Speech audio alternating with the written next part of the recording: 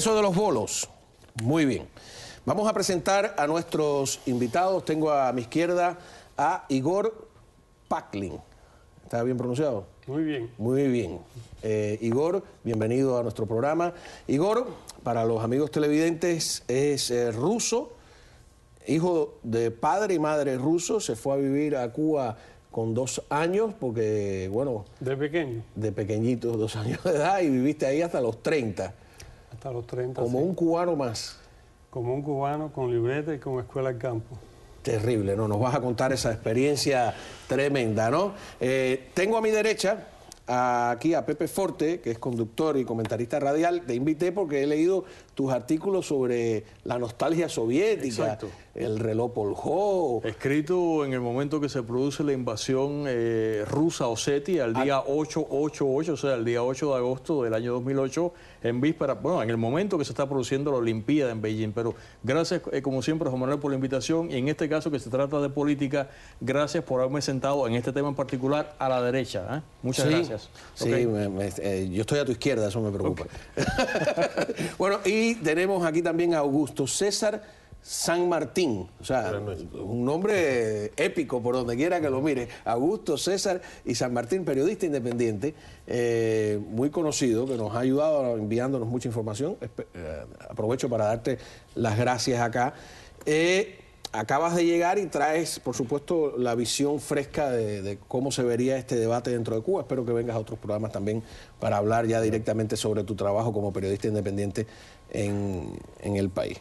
Bueno, primero que todo, yo quiero hablar de una cosa insólita. Para mí lo he transcrito porque, ¿qué es que la Constitución cubana en su preámbulo decía algo tan asombroso como esto?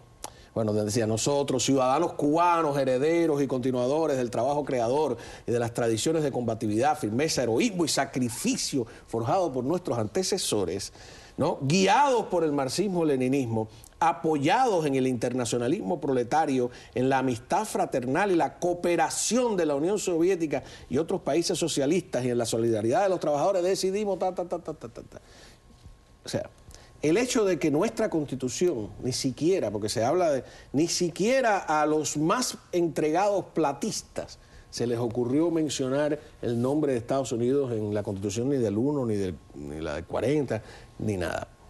Eso se ha olvidado. Voy a empezar esta historia por quien acaba de llegar. En Cuba, que hubo ese nivel de entreguismo a una potencia extranjera. A ver, este reencuentro del pueblo de Cuba con los rusos, con los bolos, como es, cuando aún las huellas de esa época no se han borrado, porque de hecho en La Habana existen un gran % de carros son rusos, los carros que circulan. Todavía queda el recuerdo de la época rusa y todavía quedan generaciones, o sea, todavía hay generaciones que se criaron, como la mía que explicaba, que se criaron bajo la ideología rusa, que en aquella época incluso era como un adoctrinamiento. Yo estaba haciendo un cuento antes de empezar el programa, una historia personal. Yo estuve 3 días en la escuela primaria, la misma frase que dijo Fidel al encuentro no, al inicio, de viva la amistad Cuba y la Unión Soviética, en ruso. Nos las estuvieron enseñando durante 3 días. Driastru, bien cubienca. Yo tenía como 6 años. Algo de Driastru, ¿puede ser? Le suena, era un ruso molido. Era casi 6 o 7 años para recibir a una delegación rusa que al final nunca llegó. Entonces, este reencuentro, cuando todavía no se han borrado las huellas... Yo te lo creo. A nosotros nos enseñaban una presentación en ruso también a la profesora. Ahora va a decir que ya debe ser. Decía algo así: Tavaris preparavate, grupo número 13 Gatlova Gluchat Urok. Está bien, ¿no? El grupo número 13. Perfecto. Perfecto, ¿no? Mira, todavía a mí se me entiende. No voy a seguir. Cátiela. ¿Te decían alguna vez en broma a los cubanos el bolo o algo así? Nunca te dijeron el bolo. ¿Cómo fue tu relación siendo un niño ruso con los cubanos? Yo era un niño más. Los niños no tienen ningún tipo de discriminación en ese aspecto. O sea, estaban los amigos de la escuela, estaban los amigos de los vecinos del barrio. Y nadie, o sea, quizás al principio, mira, este es ruso, pero en la práctica, como yo hablaba igual que todos los demás, no se notaba constantemente. No se nota. Para aclararle al público, tu padre muere, tu mamá se casa con un cubano y esa es la razón por la que va a vivir a Cuba, no como parte de estos grupos que estaban totalmente aislados, de rusos que estaban en las barriadas, como el caso de la Giraldilla, que estaba en la Lisa. Esos eran técnicos, personal técnico que tenía mucho nivel de rotación. Creo que no pasaban más de 2 años en Cuba y no llegaban a intimar con muchas personas. O sea, que tu experiencia es única en ese sentido. Te invito a ver lo que opinan los cubanos de la presencia soviética, en realidad, porque no rusa, en Cuba en aquella época. A ver. Yo me acuerdo que aquí había de todo. Aquí había de todo cuando estaban los rusos. Había carne rusa, los carniceros vendían la carne 2 por 15 y nadie se la compraba. Daban la carne de res. Eran 53 años, yo viví eso. Los rusos, había carne rusa, había de todo lo más lindo que tenía de Cuba. Con la Unión Soviética, eso fue lo más lindo que hubo. El gran legado que nos dejó el país, la nación rusa, creo que fue la ideología. Algunos le hacía daño, pero otros no, otros verdad que eran fuertes, que podía estar hasta 5 años con la bota y la bota no se rompía. No, y hacía ejercicio los pies. Y hacía ejercicio los pies porque pesaban mucho. Por eso que le decían, me cago en Dios. Más adelante ofreceremos otro. ¿Están ustedes de acuerdo en...? No lo estoy. Mira, me da tremendo dolor ver eso porque yo sigo jugando y voy a insistir toda la vida a seguirlo siendo al burro Benjamín. El burro Benjamín es el personaje en la novela de George Orwell, Animal Farm, que es el único que tiene memoria, el único que llega al final de la revolución y se acuerda de todo. Es una pena. Eso que están diciendo no es cierto. El sistema de racionamiento más agudo y severo que ha conocido la humanidad por más largo tiempo es Cuba. Rumanía, que es el más parecido porque a la larga Rumanía es un país latino y con Ceausescu al frente. La famosa libreta de abastecimiento, que en Cuba no lo es. Eso es un eufemismo de Castro, es cartilla de racionamiento. Ojalá fuera ser de lo que dice ser, de abastecimiento. La de Rumanía duró 16 años. Las raciones de Cuba fueron siempre súper magras, pero aparte de eso, la Unión Soviética, que tenía un sistema de producción precario, con una calidad que todo el mundo sabe que era pésima, pero a pesar de eso, la Unión Soviética producía, digamos, no sé cuánto, pero 80-90% de lo que producía Occidente. Y el sistema de racionamiento que impuso Castro en Cuba era tan severo que ojalá, como dijeron esas personas totalmente equivocadas, hubiera llegado a Cuba todo lo que fabricaban los soviéticos, y no es cierto. A Cuba llegaba de la producción soviética solamente una fracción de lo que producía Cuba. No será que la cosa está tan mala que ellos, que hoy por hoy aquello parece la época de oro. El punto está en eso, que el recuerdo, o sea, el presente, recordamos una época que no fue nunca de oro. Nosotros lo que comíamos era el pollo a la jardinera, que eran latas de la reserva militar rusa, el ají relleno. O sea, que pero eso era búlgaro, eso no es ni siquiera porque... Sí, pero venía a través del CAME, venía a través de todo ese tipo, o sea, de todo. Y entonces, ese es el problema, que ahora, como no existe la carne de res, antes tampoco existía. Antes estaba racionada igual. Hay una realidad. Cuba nunca vivió de lo que produjo. El pueblo cubano ha vivido, puede decirse, parásitamente por todos estos 50 años. Y el monto de la deuda lo testifica como tal. O sea, realmente lo que hay que llamar la atención aquí es que si la deuda ha sido tan grande, entonces esa transferencia gigantesca echa por tierra el cuento de la viabilidad económica del sistema, puesto que constantemente tenía que vivir de los subsidios, que posiblemente un 90% ¿Y por era de la qué Unión si el sistema Soviética? era el mismo en la Unión Soviética sí aparentemente les alcanzaba para regalar a los satélites? Castro nunca tuvo un sistema viable económico en Cuba, nunca. La producción cayó y nunca se recuperó y se compensaba con envíos que recibía de la Unión Soviética. Pero él, confiado en que esos subsidios iban a persistir, nunca se preocupó, como en el caso de los dirigentes rusos, de lograr algún tipo de producción viable, porque en Rusia también se pasaba trabajo y se producía con mucha ineficiencia, pero tenías que entregar un producto. Los planes quinquenales se cumplían, la calidad era mala, pero había que entregar una producción. En Cuba nadie entregaba una producción, en Cuba todo el mundo sabe que los reportes que hacían los diferentes a nivel ministerial, todo era fraude. El fraude comenzaba de que trabajamos en la escuela del campo diciendo que hicimos 10 sacos y reportamos 40. Bueno, ahora Raúl Castro acaba de decir que Cuba no era un país para trabajar, sino para descansar. Déjame ir a una pausa, es un breve descanso, o como no, y regresamos. Cuando regresemos, ¿por qué ha logrado? Tengo algunas claves de por qué han logrado que le condonen, no que le condenen, la deuda. Le clausuren la deuda. Le eliminen, qué sé yo. Ya volvemos aquí. ¿Cómo se dice? Adiós.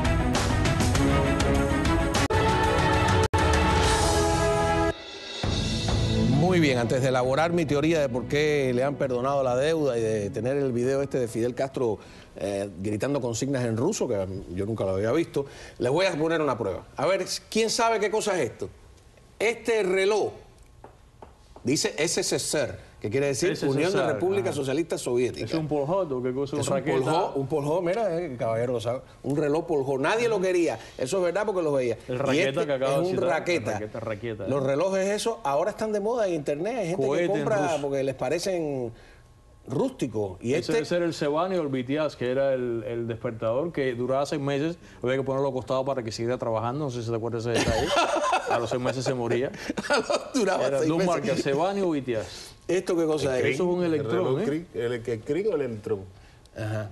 Eso se ¿Tú vendieron. tenías televisor ruso también? El BEF. Todos teníamos el mismo televisor. El BEF, que era la ventana a la radio americana. Mira tú qué contradicción esa, ¿no? No, pero tú sabes que el radio, antes había uno, UF, ¿cómo se llama? No, VEF, V-E-F, 206, 200... Y este es el Selena, yo creo. No, ese es el BEF. Ese es el BEF. Y el Sokol también, que era... Estos radios tenían onda corta. Tenían onda corta, tenían Y como la gente 7 oía la Bola de América y los después empezaron a entregarlos sin onda, ya... No, eso que yo sepa nunca pasó. Ah, no pasó, yo oí esa leyenda también. El automóvil que viene a continuación, ¿qué cosa es? Moskvich. ¿Un qué? Moskvich. Un Él lo Moscovy. dice en ruso ¿Cómo mejor. se dice No, en ruso? Moscovy es en cubano. No sé, supongo que sea un Moskvich. Ah, te pasa igual que a mí. Yo no logro identificar la diferencia entre un Lada, un Jubilee. Tú me disculpas, apuesto mi cabeza. es un todos Moskvich, son es un cajas de Moskvich. fósforo. tú Sí, me claro, disculpas, pero es un Moskvich, es un pobrecito. ¿Sí? es un ¿Tú logras Moskvich. identificar la diferencia? Si me pongo los espejuelos, quizás. ¿Esto qué cosa es? Parece un... Mira, esto tenía onda, o parece un Jeep. Mira, esto no es el gas, yo no conozco esto. Esto es, como digo yo, post-me. Esto es después que yo me fui. Sí, ese no Este es parece el gas, ruso, el eso WAS. parece... Este es otro. El Ural. Este es el Ural. La moto Ural, mira, no me acordaba. Copiada a la que BMW, tenía- by the way. ¿Cómo le decían? Todavía existe en moto Ural en Cuba. ¿No? El sidecar, que es sidecar, el Sidecar. carro al lado. ¿Esto qué cosa es? No sé, Inidentificable. Yo no sé que Fidel protestó por los tractores rusos. Sí, los MTZ, que es Belarus. Y esta es la carne rusa. eslava, ¿no? ¿Qué tú decías de la carne rusa? Que cuando llegaste aquí en el 90, los exiliados viejos, No, ¿qué te decían? sí, un exiliado me comentó de que aquello estaba tan malo que había unas carnes en lata que eran horribles, que no había quien se las comiera, pero evidentemente era una persona que había vivido... El capitalismo, ¿no? Sí, en la época anterior donde había una gran variedad, y él después mismo me lo explicó. Y yo me lo dijo porque yo le dije, pero la gente está muy contenta cuando tiene acceso a esas latas. Primera vez que yo veo a alguien que la rechaza. Hoy recuerda, o sea que todo es relativo, ¿no? Según la Claro, experiencia que por supuesto. hoy recuerdan con nostalgia. Eso. Este ventilador. El Órbita 5. Si Órbita sigo 5. adivinando, me dan Oye, un premio. Porque... Da un premio del premio voy a decir una de cosa, lavado de cerebro que te... Eso era lo que se daba por los méritos. Ese es el artículo que más se codiciaba y que más se entregaba porque era relativamente barato. No, y fue una pequeña trampa porque esos ventiladores venían para Junto descongelar el el refrigerador. Y lo vendían aparte, o sea, lo daban aparte. Además, paradójicamente se derretía. ¿Cómo se llaman los refrigeradores? Sí, se derretía. Sí, hacían así. El mástil ese se derretía. El tipo, la famosa Urica, la 70. La Urica 70, mírala ahí, la lavadora. Bueno, ¿y qué me dicen si yo le digo que en la actualidad hay gente que lava con Urica? Ibas a confesar que tienes una Urica Yo 70. me comprometo Eso es en enviarle alemana, una foto. aguanta. Eso es No, alemana. él tiene una Urica, no quiere decirlo aquí porque... Esa batidora... Me comprometo en enviarle la Lo foto. promete, ¿no? Tiene una Urica... La batidora en escena es alemana. O sea, Es una no batidora, soviética. mira, aquí es la que está famosa saliendo al alemana. aire porque te me estás adelantando. Eres un rusólogo. ¿Sabes más que el ruso? ¿Eso es ruso? No, esa es alemana. Esa Ah, es la porque los rusos no DDR, batían o sea, nada, ¿no? El vodka únicamente, ¿o sí? Oh, los El proyectores. proyector. Eso es, eso sí es nostálgico. ¿Por qué? Que yo no... Porque yo me crié con la manera de los niños entretenerse cuando el televisor tenía el patrón. La reina de las nieves. La reina de las nieves. Entonces ahí era una manera de ver incluso cuentos, historias de otros países, porque en definitiva las diapositivas eran una especie de cosa que podían poner los propios niños, no necesitaba de la ayuda de los adultos. Ahora, era un mundo muy tosco, ¿no? Era una cosa... Muy burdo, todas las producciones. Mira, habitualmente las producciones soviéticas todas tenían como promedio, desde los aviones lo que menos, desde los aviones hasta los proyectores, las cosas eran entre 10 y 20 años. Para poner un ejemplo puntual, la cámara Zenit EM, que fue la primera que salió con diafragma automática, que la empezaron a fabricar en el 75, eso lo inventó Pentax con la Spotmatic en el año 59. Así que por ahí saca la cuenta por un papel carbón a eso, y eso pasa con todas las producciones, entre 10, 15 o 20 años. Y las películas, decía que la clasificación era películas excelentes, maravillosas, americanas, ¿verdad? Y rusas. Y la mejor parte de una película rusa era cuando decía Cognac, que es el final. Nunca fueron populares. Vamos a ver qué dice la gente en Cuba sobre por qué a los rusos le decían los bolos. ¿Por qué? A ver. La gente le decía bolo a los rusos porque el cubano es una gente muy chabacano, ¿tú me entiendes? Y entonces, por ejemplo, te puedo poner un ejemplo. Los rusos eran gente tosca, para los cubanos eran toscos. El sistema de ellos que eran toscos, sí. Pero no éramos nada malos, se decía de cariño, bolo. Por las cosas que hacían. O sea, no, las cosas eran buenas. Por ejemplo, aquí todavía hay radio ruso, que el terminado era muy malo, en el sentido que era muy tosco, muy rústico, muy tosco. Entonces decían bolo. Pero que ellos hacían las cosas para que duraran. Hay versiones que eso es porque eran los bolcheviques y en los periódicos los americanos ponían bolchevique y después bolch y ahí se quedó el bolo, ¿no? Y la otra porque son bolos, son una cosa... Ese era Juan Padrón, el Padroncito, el creador del Pidio Valdés. ¿Por qué le dicen bolo? ¿De dónde sale esa versión de Padroncito de la palabra? A mí nunca me lo dijeron y realmente el término bolcha, que se lo oigo a los sudamericanos, sobre todo en Argentina. No recuerdo que los norteamericanos hayan usado ese término. El término para los norteamericanos era the Reds, los rojos. Los rojos. Nunca se refirieron a ellos como el bolche, o sea, el diminutivo bolchevique, donde más lo he oído hablar es en Argentina. Bueno, yo me encontré un ruso en Venezuela, después de desaparecida la Unión Soviética, y le dije Tavares, ya no usan mucho el compañero, ¿no? Dice en Rusia. Bueno, ese ruso se me molestó, que no era Tavares, me dijo. Mira, los cubanos, en realidad, en mi opinión, es de la que no se han dado cuenta de lo que ha pasado en Rusia en los últimos 20 años. Y no se han dado cuenta ni los de Cuba ni los de aquí. En los cambios que se han producido en Rusia son trascendentales y es muy interesante ver cómo los rusos miran su propio pasado, que incluso ahora tienes que usar definiciones de aquello era un artista soviético o era un artista ruso, y se refieren a aquello como una época pasada, para algunos con glorias, para muchos con limitaciones, pero es el pasado. Cuando se produce el cambio, Castro deja, o sea, rompe todos los contactos y solamente se habla mal de todos los cambios que se producen en Rusia. ¿Para qué? Para que los cubanos que durante 40 años, 30 años, fueron educados bajo el sistema de cuando tú no sepas cómo se hace algo, mira cómo se hace en la Unión Soviética. De pronto los soviéticos, después de 70 años, abandonan el comunismo y Castro prácticamente se queda, bueno, ¿qué le digo a la gente ahora? Y lo que mejor se le ocurrió fue, empieza a desacreditar todo lo que está pasando en Rusia.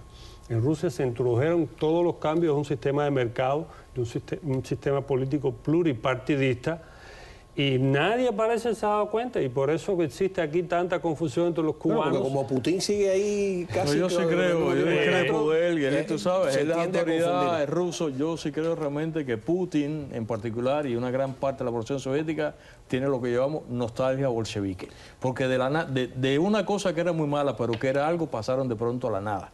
Y creo que sí tienen, y Putin está haciendo eso. La curiosidad, es muy breve, presten atención. Fidel Castro, no sé si tú conocerás el estadio, pero está en un gran estadio en Rusia, me da la impresión a mí, y de repente lanza una consigna que se debe haber aprendido de memoria en ruso. Para mí es inédito ese video. Bolshoi spasiba, sovietskie bratia. ¿Bolshoi qué quiere decir? Él dice Gran. Muchas gracias. Ah, pero yo Bolshoi pensaba en el ballet. Bolshoi es pasiva. Bolshoi es pasiva. Ok, no. Muchas gracias. Ajá, por la ayuda desinteresada. No era desinteresada, ¿por qué la apuntaban si era desinteresada? Hay que preguntarle a los soviéticos, ya sé, tú no eres el representante. ¿Tú te sientes? No, pero la desinteresada era una parte. La otra parte era producto de una relación mercantil. Yo creo que se han ganado, de alguna manera, han venido trabajando la teoría, ¿no? Me dice Camilo Loret de Mola que cuando se integra la Unión Soviética, Cuba va y les dice, oiga, tienen que seguir cumpliendo los compromisos que tienen con nosotros. Y entonces el gobierno, el nuevo gobierno, ya no sé si estaría ya Putin ahí o era Yeltsin, le dice, no, ese compromiso era con la Unión Soviética, nosotros ahora somos Rusia. Claro. Y cuando Rusia trata de cobrar la deuda, entonces Cuba le responde igual, o Fidel Castro le responde igual, no, esos compromisos, esa deuda era con la Unión Soviética, no con ustedes, ¿no? Ahí hay una trampa. Tú me dices que en el 72 ya se había condonado parte de la deuda para entrar en el CAME. Se condonó toda la deuda. Castro, después de la zafra de los 70, la economía cubana prácticamente ya queda en la quiebra total, no tiene ninguna opción más que prácticamente entregar la dirección económica del país a los que sepan hacerlo. A los que sepan financiarlo. Me quedé de nuevo, tengo que ir a otra pausa con la idea por la mitad. Cuando regrese voy a ver si puedo, y tú también terminar la idea. Ya volvemos aquí con el regreso de los bolos.